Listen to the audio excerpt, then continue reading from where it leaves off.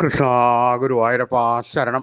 പൊന്നുണിക്കണ്ണൻ്റെ ഉഷപ്പൂജാലങ്കാരം 4 മണിയോടുകൂടി മലർനിവേദ്യം കഴിഞ്ഞ് ശ്രീകോവിൽ നട തുറന്നു. നെയ്വിളക്കുകളെല്ലാം നിറഞ്ഞ് കത്തുന്നുണ്ട്. പൊന്നുണ്ണിക്കണ്ണൻ അതാ പുഞ്ചിരി തൂകി നിൽക്കണു.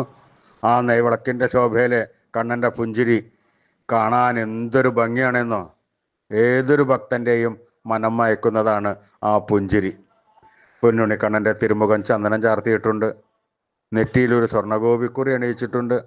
ചെവിയിൽ ചെവിപ്പൂക്കൾ വെച്ചിട്ടുണ്ട്. 2 കൈയിൻ്റെ ചുമലിലും ഓരോ സ്വർണ്ണത്തിലകങ്ങൾ ചാർത്തിയിട്ടുണ്ട്. മാറത്തൊരു സ്വർണ്ണത്തിലകം ചാർത്തിയിട്ടുണ്ട്. 3 സ്വർണ്ണമാലകളാണ് ഇന്ന് ചാർത്തിയിരിക്കുന്നത്. പൊന്നിൻ കിങ്ങിണി കെട്ടി പട്ടുകോണകമെടുത്ത് ഒരു പച്ചപ്പട്ട് ഞൊറിഞ്ഞെടുത്തിട്ടുണ്ട്.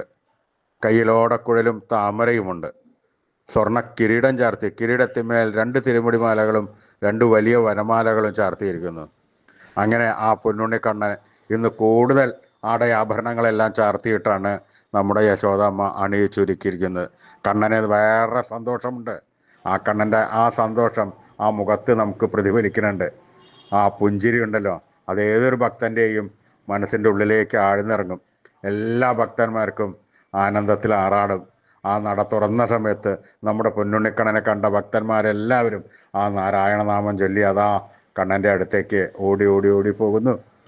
ആ സോപാനപ്പടിയിൽ നിന്ന് ആ സച്ചിദാനന്ദ കട്ടയെ കൺകുളിർക്ക കണ്ട് ആ കണ്ണനെ സ്വയം മനസ്സിലേക്ക് ആവാഹിച്ച് ആ കണ്ണൻ്റെ തൃക്കാൽക്കാൽ വീണ് നമസ്കരിക്കണോ, പ്രാർത്ഥിക്കണോ.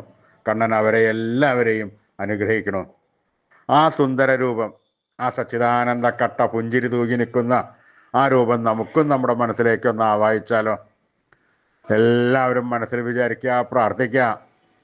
ആ രൂപം മനസ്സിൽ കണ്ടതിന് ശേഷം ഒന്ന് കണ്ണടച്ച് ആ കണ്ണനെ നല്ല പോലെ ഉൾക്കൊണ്ട് ആ കണ്ണനെ നമ്മുടെ മനസ്സിലേക്ക് ആവാഹിക്കുക, പ്രതിഷ്ഠിക്കുക. ആ കണ്ണനെ അവിടെ കൂട്ടിപ്പിടിച്ചിരുത്തി ആ കണ്ണനുമായി കുറച്ചു നേരം സംവദിച്ച് ആ കണ്ണനെ ഒന്ന് താലോലിച്ച് ആ കണ്ണനെ ഒന്ന് കൊഞ്ചിച്ച് ആ കണ്ണനൊരു മുത്തം കൊടുത്ത് ആ കണ്ണൻ്റെ തൃക്കാൽക്കൽ വീണ് നമസ്കരിക്കാം, പ്രാർത്ഥിക്കാം.